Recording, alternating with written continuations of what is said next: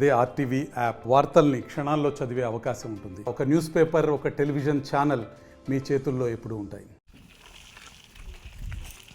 ఆదోనిలో జగనన్న కాలనీల పేరుతో జరిగినటువంటి మాఫియాని, అక్కడ జరిగినటువంటి ప్రజాధనాన్ని దుర్వినియోగం చేయడం అన్న విషయాన్ని పరిశీలించడానికి ఎమ్మెల్యేగా అధికారులతో కలిసి ఇక్కడ నేను విజిట్ చేస్తూ ఉన్నాను.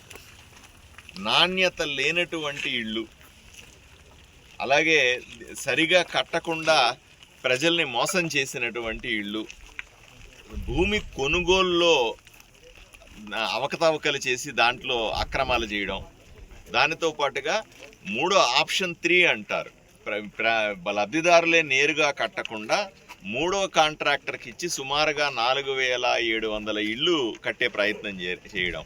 ఈ రకంగా 170 ఎకరాలు సమీకరించడంలో చేసినటువంటి అవినీతి, ఇళ్ళు కట్టడంలో ఒక కాంట్రాక్టర్కి అప్పజెప్పి లబ్ధిదారులకు పడే డబ్బులన్నింటినీ నేరుగా కాంట్రాక్టర్ దగ్గరికి వెళ్ళిపోయే విధంగా ఏర్పాటు చేసినటువంటి దుర్మార్గం, ఒక అవినీతి.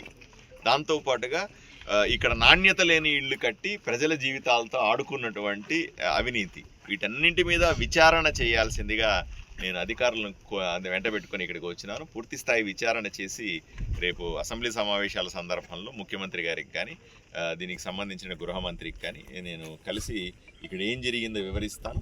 దీని మీద చర్యలు తీసుకోమని కోరుతాను. మరిన్ని వీడియోస్ కోసం ఛానల్ ని సబ్స్క్రైబ్ చేయండి. లేటెస్ట్ అప్డేట్స్ కోసం వాట్సాప్ ఛానల్ ని ఫాలో చేయండి. అండ్ లింక్ డిస్క్రిప్షన్ లో ఉంది.